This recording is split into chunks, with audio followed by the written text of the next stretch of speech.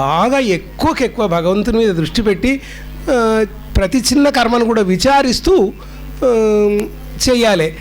ఇప్పటికైతే గిట్నే నాకు అంత మత్తుకున్నది అని అంటే ఏనాడు ఏది కొట్టుడు పోద్దో ఏమవుతుందో. అందుకోసం భగవంతుని మాయ చాలా గొప్పది. అందరూ భక్తులమే అనుకుంటారు, కానీ వాణి లిస్టులో పడేదాకా ఎవడు భక్తుడో తెలియదు. ఎందుకంటే కొంతమంది తిరుపతి, అయ్యప్ప స్వామి, అరుణాచలం పోంగానో రాంగానో చచ్చిపోతున్నారు అని మనం వార్తలలో చూస్తున్నాం. మరి మన గతి ఎట్లా ఉన్నది అనేది ఆ స్క్రీన్ మీద ప్లే అయినాడు తెలుస్తుంది. కాకపోతే ఉన్నోళ్ళకి తెలుస్తుంది, కానీ మనం చూడం ఆ స్క్రీన్ మీద ప్లే అయినాడు. అందుకోసం జాగ్రత్తగా ఉండాలి. భక్తుల గురించి ఒక మాట అంటాడు, ఎవనికి భక్తి పడుతుంది ఎవనికి పట్టది అని. అచ్చపు చీకటిన్బడి గృహవ్రతులై విషయ ప్రవిష్టులై చచ్చుచు పుట్టుచున్మరల చెర్విత చెర్వనులైన వారికి చెచ్చర పుట్టునే పరులు చెప్పిననైనా నిజేచ్ఛనైనా ఏమిచ్చిననైనా కానలకు ఏగిననైన హరిప్రబోధముల్. ఒకడొకడు పిల్లలు జాదలేకనో లేకుంటే ఏ కారణంగానో ఎర్రబట్టలో తెల్లబట్టలో ఏవో కట్టుకొని నేను ఇక్కడ ఉండనే అక్కడికి పోతాడు. అక్కడికి పోయిన పట్టది, ఇక్కడ ఉన్న పట్టది, పట్టేది ఉంటే ఎక్కడున్నా పడుతుంది. అట్లా కాకపోతే విను మొదలు నవవిధ భక్తులల్లా శ్రవణం మొట్టమొదటిది. 9 భక్తులు చేయమని కాదు, శ్రవణం పరీక్షిత్తు విని తరించిపోయింది అంతే. ఎన్ని సాధ్యమైతే అన్ని భగవంతుని సేవలో ఉండే కోసం. అయితే భగవంతుని గట్టిగా నమ్ముకొని ఒక మాట చెప్తుంటాడు. రాయబారంకు పోయినప్పుడు ఆ దుర్యోధనుడేమో సైన్యాన్ని కోరుకున్నాడు, ఈయననేమో తననే కోరుకున్నాడు. ఏమిటిది నువ్వు గిట్లా అని అంటే చెప్తాడు అర్జునుడు, చుట్టములెందరున్నా చుట్టాలు అందరికీ ఉంటారు, మీకుంటారు నాకుంటారు. కానీ అర్జునుడు చెప్పిన పద్యాన్ని మీరు విందాం, చదువుతా వినండి. చుట్టములెందరున్నా మధుసూదనుడా నినుబోలు నట్టి మేల్ చుట్టములెందులేరికను క్షోణితలంబున నిన్ను నమ్ముకొన్నట్టి జనంబులెన్నటికి నాపద జందరు గాన నిన్ను నే గట్టిగా నమ్ముకుంటి అధికారము చూపుము నందనందనా. మనం ఏమంటున్నాం అంటే మనకు ఉండేటి అన్నీ ఉండాలి, దేవుడు కూడా ఉండాలి. కానీ అర్జునుడు అట్లా అనలే, నిన్నే గట్టిగా పట్టుకున్నాం. అక్కడ ఉన్నది తేడా. ఈ పద్యంలో ఈ గట్టిగా అనేది అధికారం అనేది తీసేస్తే పద్యం కూడా మెత్తబడుతుంది. కానీ ఈ రెండు పెట్టుట్లో పద్యం కూడా గట్టిగా అయింది, మనం గట్టిగా యాదుకుంచుకునేటట్టు అయింది. అయితే భగవంతుని నాకు సాయం చేయమని కోరలే, అధికారము చూపుము నందనందన. అయ్యా నన్ను నడిపియ్యి, నీ ఆజ్ఞను పాలించేవాడిని నేను, నాకు నువ్వు సాయం చేసి పెట్టు. నాకు ఇవన్నీ అయ్యగారు చెప్తాడు కదా, ధర్మార్థ చతుర్వేద కామమోక్ష పురుషార్థ సిద్ధిరస్తు ధనగనక వాహన సిద్ధిరస్తు పుత్ర పౌత్రాభి. ఈ వృద్ధిలు గిద్దిలు కాదు కావాల్సింది, నువ్వు కావాలి. నువ్వేమిస్తే అది లెక్క, నువ్వు ఏం చెప్తే అది లెక్క. ఇక్కడ ఉన్నది సాధ్యమైద్దా? అరే అనుకోంగా సాధ్యమవుతుంది. అనగననగ రాగం అతిశయిల్లుచునుండు తినగవేము తీయనుండు సాధనమున పనులు సమకూరు ధరలోన విశ్వదాభిర. నువ్వు బొదల నీకు వీలు కాదు అయ్యా నాకు నువ్వు. అయితే దీనికి ఏమిటిది ఇంకొక మాట కూడా వినుండి, టైంపాస్కు చెప్తా. అయ్యగారు గంట కొట్టేదాకా భక్తులుగా ఉండాల్సిన అవసరం లేదు. అయితే అక్కడక్కడ భక్తుడు బాగా అక్కడ తీరుతాడని అదొక రూట్ అనుకుందాం. ఆ లైన్లో కొంతమంది ఉన్నారు, సరే మీరు ఉంటే ఉండబుద్ధి అయితే ఉండుర్రి. సేవకునిగా కూడా ఉండాల్సిన అవసరం లేదు, ఆ లైన్లో కూడా కొంతమంది ఉన్నారు, మీరు అట్లా కూడా ఉండాల్సిన అవసరం లేదని అనుకుంటే నేను చెప్పడం కాదు, ఇంకొక తవ్వ వేసిండు భగవంతుడు, భగవద్గీతలో వేసిండు. ఏమని వేసిండంటే మమైవాంశో జీవలోకే జీవభూత సనాతన మనష్టష్టానింద్రియాని ప్రకృతిస్థాని కర్షతి. మనలో ఉన్నది ఆయన అంశనే. ఇంకా నువ్వు సేవకుడు భక్తుడుగా కాదు. పితాసి లోకస్య చరాచరస్య త్వమచ్చ పూజ్యచ్చ గురుగర్యాన్ నత్వత్సభ్యో నదికక్కుతోన్యో లోకత్రేమ్య ప్రతిమ ప్రభావ. తల్లివి తండ్రివి గురుడవు అన్నీ నీవే. ఆఖరికత్తే తండ్రికి కొడుకు సేవకునిగా ఉంటాడా? కానీ సేవ చేయాలి. భక్తునిగా ఉంటాడా? వినేము భయభక్తులు ఉండాలి తండ్రి మాట మీద. కానీ అనుకోవడం మాత్రం నేను సేవకుని అనేటువంటి దాంట్లోకి వెళ్ళి ఇండ్లకు కనుక రాగలిగితే ఇంకా ఒక్క మెట్టు ఎక్కినట్టే కానీ దిగినట్టు మాత్రం కాదు. తండ్రి మాట విన్నవాడే కొడుకు.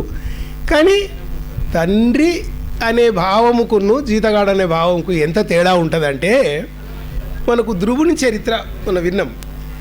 ధ్రువునికి తల్లి సునీత, ఆ పినతల్లి సుచిత్ర, ఆ రాజుకు రెండో భార్య, దానికి పుట్టిన కొడుకు రాజు సింహాసనం మీద కూర్చున్నప్పుడు తొడ మీద కూర్చుంటే ఈ ధ్రువుని కూర్చొనియలేదు. సరే, సంక్షిప్తంగా ఓడేద్దాం. ఈ బాధపడ్డాడు. తర్వాత నేను దీని కోసం కాకుండా అంతకంటే పై స్థానాన్ని పొందే కోసం భగవంతుని ఆశ్రయించిండు. ఇలా ధ్రువ నక్షత్రమే అన్నిటికంటే పైకి ఉంటుందని చెప్పేసి ఆఖరికైతే మనకు కొన్ని మంత్రాలలో కూడా వాడుతుంటాడు. ధ్రువంతే రాజా వరుణో, ధ్రువందేవో బృహస్పతి, ధ్రువంత ఇంద్రచ అగ్నిచ రాష్ట్రం ధారయితాముగం. ఎవడు పైకి ఉంటే వాడే రాజు. ఇక రాజు కంటే మీదికి ఎవడు ఉన్నాడు. ఇక అట్లా వాడిని పట్టుకున్నటువంటి వాడు పైకి పోతాడని చెప్పేసి, అయితే ఇక్కడ పట్టుకోవడం అనే కాకుండా తండ్రి స్థానంలో కనుక మీరు వాడుకోగలిగితే మీరు భగవంతుని తొడ మీద కూర్చోవచ్చు. ఒక కీర్తనలో కూడా ఉంది, ఏమీ పాపము చేసి నేను ఈ కలియుగమందు నేను కనుక ఆనాడే పుట్టినట్టుంటే, ఇదంతా ఎందుకు బాగా పొడిగించడం కానీ, లవకుశులతో సమానంగా రాముని తొడ మీద కూర్చుంటుంటే అని ఒక భజనలో కూడా రాశారు. భక్తుడు అంటే తప్పు లేదు, సేవకుడు అంటే తప్పు లేదు, కానీ నేను ఆయనే అంశాను నా తండ్రి. మనకు వేరే పద్యాలలో కూడా చాలా జాగాలు కనబడుతుంది. నీవే తల్లివి తండ్రివి, నీవే నా తోడు నీడ, నిజముగా సఖుడవు, నీవే గురుడవు దైవము, నీవే నా పతియు గతియు, నిజముగా కృష్ణ. అట్లా తండ్రి స్థానంను కనుక మీరు ఒప్పుకొని మీ మనసులో కనుక ఫీడ్ చేసుకోగలిగితే ఇంకా ఎక్కువ ఆనందాన్ని పొందగలుగుతారు అనేటువంటి మాట మీద ఈ ప్రస్తావన మీ ముందుంచిన. వీలైనంత మట్టుకు సమయమును నాటికలకు తక్కువ ఇచ్చి చదువచ్చిన వాళ్ళు మీకు అందుబాటులో ఉన్నటువంటి కొన్ని పుస్తకాలను తెప్పించుకొని చదువుండ్రి. జీవితంలో కొద్దిగానే సమయం ఉండినట్టంటే మొదలు ఎక్కువ ప్రిఫరెన్స్ భాగవతానికి ఇవ్వండి. భాగవతము మీరు చదవడం వలన ఇంత అని చెప్పరానంత పుణ్యమును మీ ఖాతాలో జమ అవుతుంది. ఒకవేళ అర్థమే కనుక తెలిస్తే ఇక భగవంతునికి మీకు తేడా లేదు. అందుకే తత్వమసి అని చెప్పేసి అయ్యప్ప దేవస్థానానికి కూడా రాస్తాడు, దేవుడు జీవుడు ఒకటే. కానీ ఇప్పుడు ఈ జాగలో కూర్చుండి ఒక్కటే అంటే రాదు. ఒక్కటి నీకు పాఠం చెప్పే సారు నువ్వు ఒక్కటే. ఆయన ఇదే బలే చదువుకున్నాడు, ఆయనకు నౌకరు వచ్చింది, ఆయన సార్ అయిండు, మళ్ళీ ఇదే బలే చదువు చెప్పడానికి వచ్చాడు. నువ్వు ఇదే బలే చదువుకుంటే 60ల, నేను ఇదే నువ్వు చదువుకున్నది 2024, ఆయన చదువుకున్నది 60లో చదివిండు, 84లో 90లో టీచర్ అయ్యొచ్చాడు. నువ్వు చదివితే నువ్వు అవుతావు, ఉన్నది ఒకటే. అందుకే కొంతమంది స్వాములు దేవీ దేవతల ప్రార్థనతోటి కాకుండా మూల అంశమును తీసుకొని ప్రార్థనా శ్లోకంతో ఉపన్యాస కార్యక్రమాన్ని ప్రారంభిస్తారు. వినుండి, ఊకే పుస్తకాలలో కూడా ఉంటుంది. యోంత ప్రవిశ్య మమ వాచమిమాం ప్రసుప్తం సంజీవయంత్యఖిల శక్తిధరస్వదాంనాం అన్యాంచ హస్తచరణ శ్రవణత్వగాదీన్ ప్రాణాన్నమో భగవతే పురుషాయ తుభ్యం. ఏది దేవుడని నువ్వు నమ్ముతున్నావో, ఏది నేనని నువ్వు అనుకుంటున్నావో, ఏది రసోహమప్సు కౌంతేయ ప్రభాస్మి శశి సూర్యో ప్రణవ సర్వవేదేషు శబ్దక్కే పౌరుషం రుసు పుణ్యోగంధ పృథివ్యాంచ తేజస్యాస్మి విభావసౌ జీవనం సర్వభూతేషు యస్స మామేతి సొజ్జున. అదంతా ప్రాణమై ఉన్నది. ప్రాణము నీయందు నాయందే కాక ఈ మధ్యలో కూడా ఉంది. అది లేకపోతే ఈ శబ్దం అక్కడి దాకా చేరది. లేకుంటే అమెరికా దాకా నువ్వు మాట్లాడిన ఫోన్ పోతుందంటే ఆకాశంలో కమ్ ఆ శబ్ద రూపేణ ఉంది. అట్లా ప్రాణము లేని స్థలం అంటూ ఉండదు భగవంతుని. అందుకే నీకే దేవుడు అంటే ఇష్టము, నీకే దేవుడు అంటే ఇష్టం, ఒకడు శివుడు, ఒకడు రాముడు, ఒకడు నారాయణ, మూలతత్వాన్ని వెంకులాడుకొని మనకు 11వ అధ్యాయంలో కూడా అంటాడు, జ్ఞాతుం ద్రష్టుంచ తత్వేన ప్రవేష్టుంచ పరంతపః. ఇవాళ దాకా కృష్ణుడు బావ అనుకున్నావు, లేకుంటే దేవుడు అనుకున్నావు. కానీ ఇట్లా తెలుసుకుంటే నాలో ఎట్లా చేరుతావు నువ్వు? నన్ను తత్వరూపంగా తెలుసుకుంటే, నిన్ను తత్వరూపంగా తెలుసుకుంటే ఒక్కటవుతుంది. లేకుంటే కృష్ణుడు శరీరం వేరే అవుతుంది, అర్జునుడి శరీరం వేరే అవుతుంది. ఏమని ఇద్దరం ఒకటంటే ఆయన అన్నాడు ఒక్కటని, పాండవానాం ధనుంజయ విభూతి యోగంలో. కానీ ఈయన అనద్దు, ఎందుకంటే ఆ తేడా ఉంది. నువ్వు మావాడవే అని అయ్యా అన్నా కానీ నేను ఎప్పుడు కానీ పాదాల కాడ ఉండే ఆ భావనే నాకు ఉండాలి. రాని అన్నా కానీ ఆ తేడాను మనం అది మనకు సంస్కారం అన్నమాట. అట్లా పాండవానాం ధనుంజయ అని అన్నావు కదా, ఇంకేది నువ్వు నేను ఒకటంటే మరి ఆయన ఇలాగా నువ్వు ఉండు అయిద్దా? కాదు. అందుకే జన్మ కర్మ చ మే దివ్యం మమయో వేత్తి పరంతప. నా జన్మ నా కర్మ వేరే రకంగా ఉంటాయి, అవి మీకు అందయి తెలుసుకునే కోసం ప్రయత్నం చేయరి. అట్లా జ్ఞాతుం ద్రష్టుంచ తత్వేన ప్రవేష్టుంచ పరంతప. తత్వరూపంగా భగవంతుని అర్థం చేసుకుంటే ఈ ఒకనాడు కాలు లేకున్నా, చెయ్యి లేకున్నా, చెవులు లేకున్నా, ముక్కు ఏదైనా యాక్సిడెంట్ అయిపోయినా, కళ్ళు పోయినా బతకగలుగుతున్నామంటే లోపల ప్రాణం ఉంది. ఆ ప్రాణం దేని చేత బంధింపబడి ఉంది అంటే మనకు పురుష సూక్తంలో ఒక మాట అంటాడు, ధర్మబద్ధమై ధర్మం అనేటువంటి ఒక యూప స్తంభానికి అది కట్టబడి ఉంది అని. ఇంట్లో కూడా చెప్పిండు జీవనం సర్వభూతేషు. ఇట్లా చెప్తే అర్థం కాదని అట్లా పురుష సూక్తంలో అన్ని పొక్కలే ఉన్నాయి. ప్రాణం పోయినాడు ఎట్లా పోద్దో కానీ ఉన్నప్పుడు ఎట్లా అయింది అనేదే ఇదే విచిత్రం. అన్ని కుల్లానే ఉన్నాయి. అది నీ పుణ్య పాప కర్మలు అనుభవించేదాకా విడిచిపెట్టది. ఆఖరికైతే నీళ్లు వడయి గంజి వడది మనం మాట్లాడింది వానికి ఇన్ రాదు కానీ బతికే ఉంటాడు. ఎట్లా పోవాలి? వాని కర్మ ఒడిచిపోవాలి, వాని కర్మ ఒడిచిపోవాలి. అందుకోసం ఎవనెవనికి ఏ ఏ దారులు ఉన్నాయో ఆ దారులన్నీ గరుడ పురాణంలా ఇతర పురాణంలా అండ్లా ఈ వేదాలు ఎవనికి మనసున పట్టాయని ఇవి మనసున పట్టాయని వ్యాసుడు ఇవే విషయాలను కథల రూపేణ పురాణాలలో చెప్తూ వచ్చిండు. చదివితే పుణ్యమని ఎప్పుడు అనుకోకూడదు. చదివితే పుణ్యమే, అట్లా కూడా తప్పు కాదు. నేను కొట్టేసే అధికారం నాకు లేదు, కానీ అర్థం చేసుకునే కోసం ప్రయత్నం చేయరి. అందుకోసం సలా హరే రామ రామ రామ హరే హరే, హరే కృష్ణ కృష్ణ కృష్ణ హరే హరే రామ రామ రామ హరే హరే, హరే కృష్ణ కృష్ణ కృష్ణ హరే.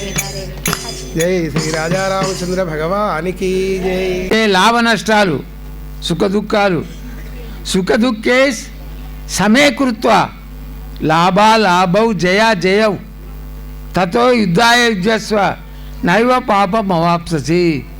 అంటే ధర్మయుక్తంగా బ్రతికినటువంటి వాళ్ళు జయించినా మంచిదే, ఓడిపోయినా ఏం కాదు, వాళ్ళకేం కాదు అన్నమాట. ఎందుకంటే ధర్మంలో ఉన్నారు కాబట్టి. ధర్మం రక్షతి రక్షిత అనేటువంటి చెప్పబడ్డది కాబట్టి ఇటువంటి విషయాలను సావధానంగా జాగ్రత్తగా విని మనసులో పెట్టుకొని ముందుకు ప్రయాణం చేయాలి. అందుకొరకే ఈ సత్సంగంలో చెప్పబడుతున్న అనేక నోటికి యాద్ చేసుకోవాలి. సత్సంగత్వే, మీరు అందరూ అనండి, సత్సంగత్వే నిస్సంగత్వం, నిస్సంగత్వే నిర్మోహత్వం, నిర్మోహత్వే నిశ్చల చిత్తం, నిశ్చల చిత్తే జీవన్ముక్తి. భజ గోవిందం భజ గోవిందం గోవిందం భజ మూఢమతే అంటే అన్ని తిట్ల కంటే పెద్ద తిట్టు. నీకు బుద్ధి లేదు కాబట్టి శరీరానికి అన్నం ఎంత ముఖ్యమో మనసుకు భగవంతుని విషయం అంత ముఖ్యం. శరీరానికి అన్నం పెట్టకపోతే ఓ నెల రోజుల దాకా అన్నం పెట్టకపోతే ఉంటుందా? శరీరం అంతా రోజు రోజు తక్కువ అయిపోతుంది. కాబట్టి ఇవన్నీ పెట్టాలి. కానీ దీనికంటే ఒకటి ఇంకా మనం నేర్చుకోవాల్సింది పైన ఉంది. ఆహార నిద్ర భయమైదునా అని సామాన్యమే తత్పస్మిన్ నరాణం. మానవులకు జంతువులకు ఆహారము నిద్ర సుఖ దుఃఖాలు ఇవన్నీ ఉన్నాయి, అందరికీ ఉన్నాయి, ఏ జంతువుకు లేదు. మదినం అని అంటే సంతాన ఉత్పత్తి. సామాన్యమే అంటే చీమలు కుక్కలు పిల్లులు పక్షులు అన్నీ చేస్తున్నాయి, మనుషులు చేస్తున్నారు, సామాన్యమే. జ్ఞానం నరానామదికో విశేష. మానవునికి ఏమున్నదంటే ఎప్పటికి ఉండేది అన్నీ పట్టుకోవాలి. అట్లా ఎప్పటికి ఉండేది ఏంటంటే ఎప్పటికి ఉండేది మనలోనే ఉన్నది. కానీ శరీరం ఇచ్చకపోతే నేను లేకుండా పోయినా అని అంటాడు. ఏమంటాడు? చచ్చిపోతే చచ్చిపోయినానని అంటే అర్థం తెలుస్తలేదు.